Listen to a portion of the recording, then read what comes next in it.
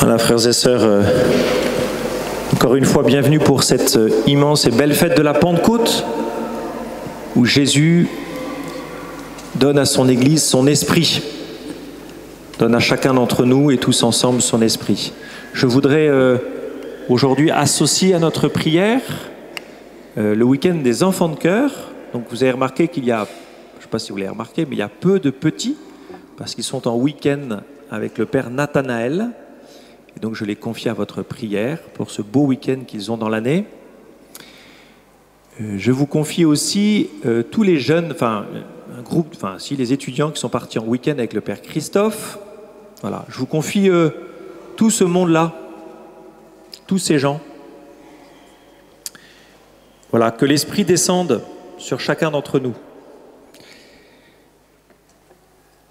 Au début donc pour cette grande fête de la Pentecôte, je voudrais rappeler que Dieu donc a un esprit à donner, l'esprit du Christ.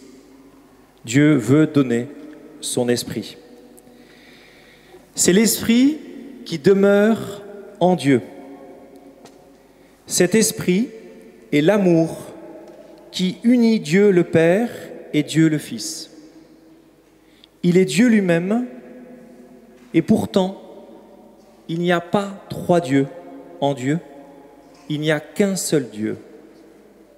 Mais en Dieu, il y a trois personnes distinctes. Le Père, de qui tout provient, le Fils, qui nous donne tout,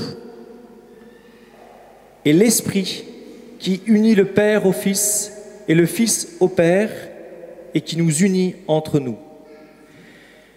L'Esprit est l'amour entre le Père et le Fils. Recevoir l'Esprit de Dieu, c'est recevoir l'amour qui est en Dieu et qui est Dieu. Plusieurs hommes ont fait l'expérience de cet Esprit de Dieu. Et vous pouvez lire leurs aventures dans la Bible. Moïse, par exemple, est un homme qui a fait l'expérience du don de l'Esprit. Ceux qui l'ont reçu en plénitude, qui l'ont reçu totalement, ce sont les premiers disciples du Christ. C'est la première lecture que vous avez entendue, le récit de la Pentecôte. Une première effusion de l'Esprit Saint totale, complète, après la mort et la résurrection de Jésus, et après que Jésus soit reparti au ciel. Et ils ont attendu le don que Jésus leur avait promis. Je cite les Actes des Apôtres, chapitre 1. « Vous allez recevoir une force quand le Saint-Esprit viendra sur vous. » Ainsi, et c'est mon premier point, Dieu a promis de donner aux hommes son propre esprit.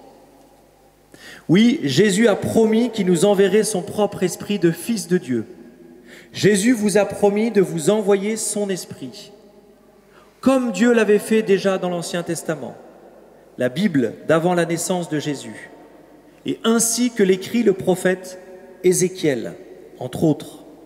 Je le cite au chapitre 36. « Je mettrai en vous mon esprit. Je ferai que vous marchiez selon mes lois, que vous gardiez mes préceptes et leur soyez fidèles. » Cette promesse était très ancienne. Et 50 jours après la résurrection de Jésus, lors de la fête juive de la Pentecôte, car c'est une fête juive, qui célébrait le don de la loi de Dieu dans le désert, Jésus, qui était monté auprès de Dieu son Père, envoya son esprit sur ses fidèles disciples. Et je vous cite ce que vous avez entendu. Quand arriva le jour de la Pentecôte, qui est d'abord la fête juive, au terme de 50 jours, ils se trouvaient réunis tous ensemble. Soudain, un bruit survint du ciel comme un violent coup de vent. La maison où ils étaient assis en fut remplie tout entière.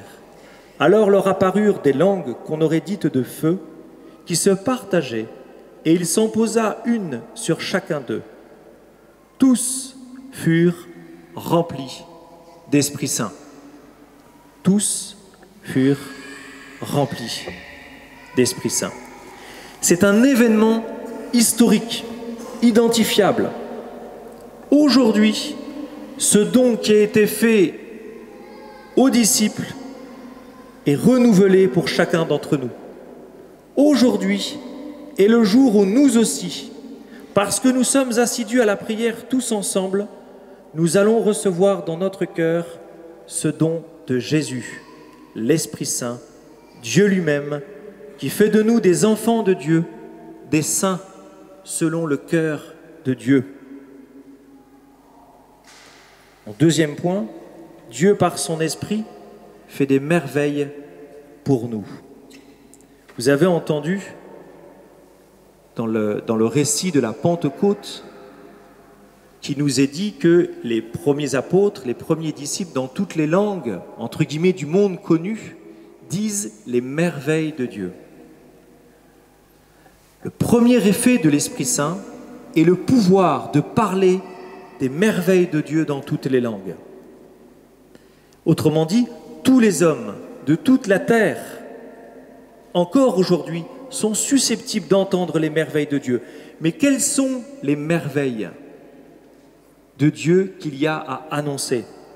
J'en ai 4, on pourrait en avoir la Bible entière. Et j'en ai retenu 4, les 4 les plus fondamentales, il me semble.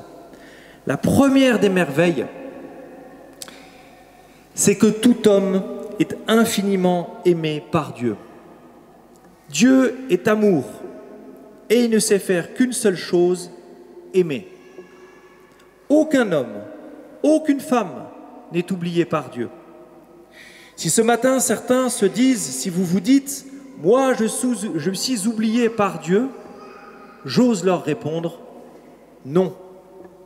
Vous pouvez vous aussi connaître l'amour de Dieu pour vous en demandant l'Esprit Saint, l'Esprit de Jésus. Lorsque Jésus fut baptisé par Jean, son cousin, dans le Jourdain, la rivière à l'est du pays d'Israël, il est dit ceci, et je cite l'évangile de Marc. « En ces jours-là, Jésus vint de Nazareth, ville de Galilée, et il fut baptisé par Jean dans le Jourdain. Et aussitôt, en remontant de l'eau, il vit les cieux se déchirer et l'Esprit descendre sur lui comme une colombe. Il y eut une voix venant des cieux.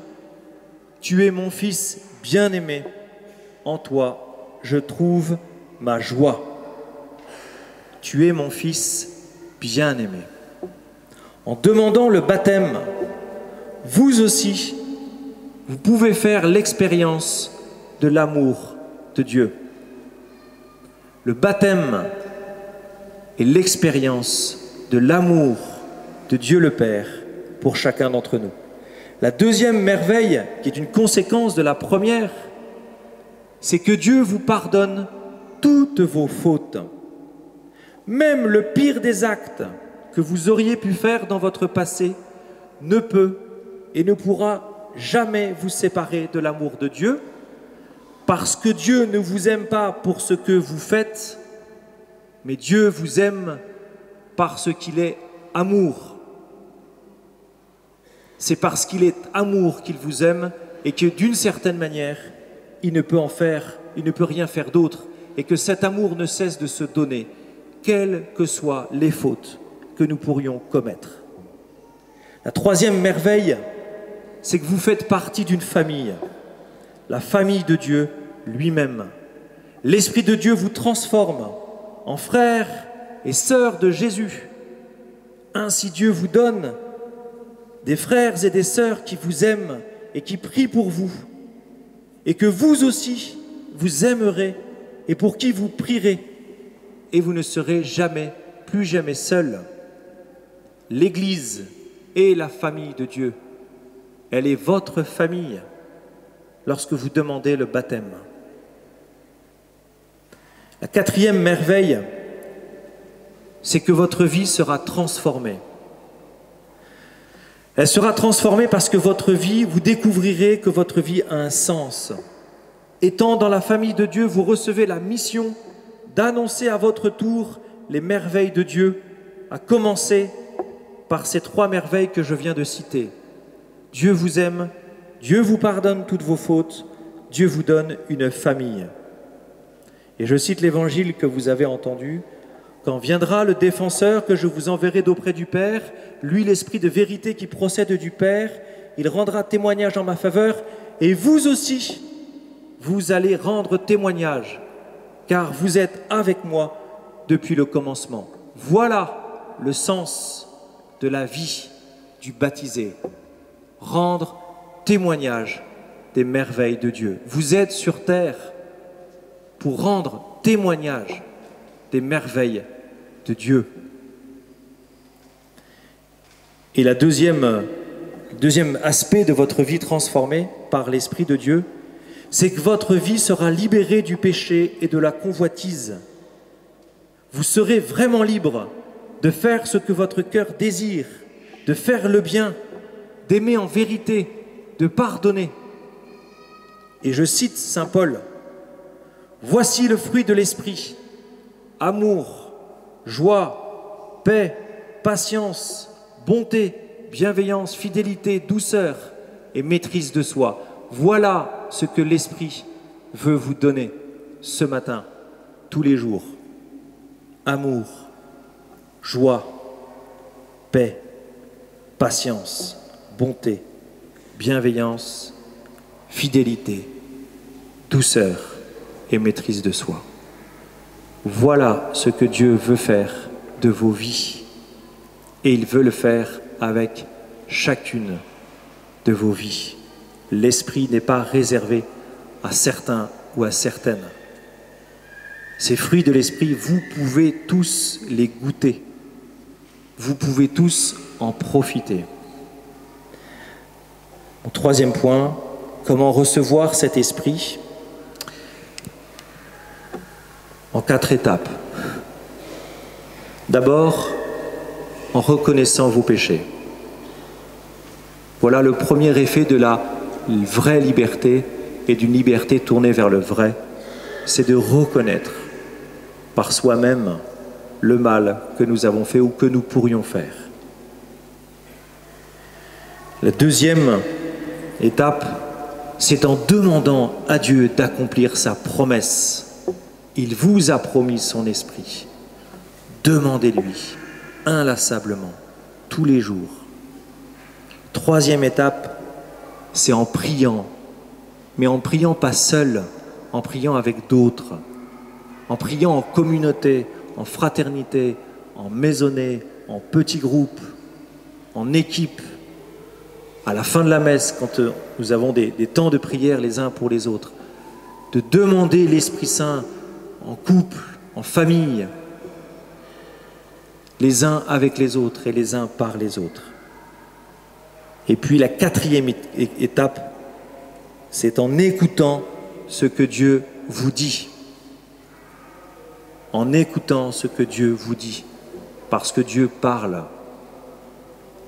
Et que la Bible est ce moyen essentiel, premier, que Dieu vous a donné, nous a donné pour nous parler.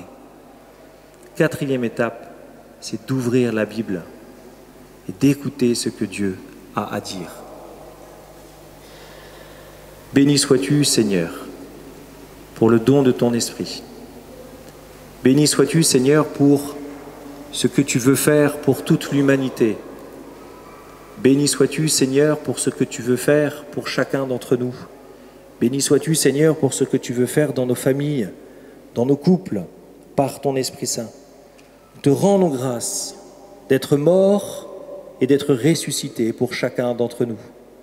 Nous te rendons grâce d'être venu sauver nos vies, nos corps, nos âmes, nos entreprises, nos actions.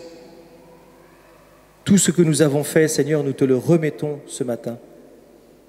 Tous nos péchés, nous te les remettons. Et nous te demandons instamment ton Esprit Saint, Seigneur. Béni sois-tu, Jésus. Amen.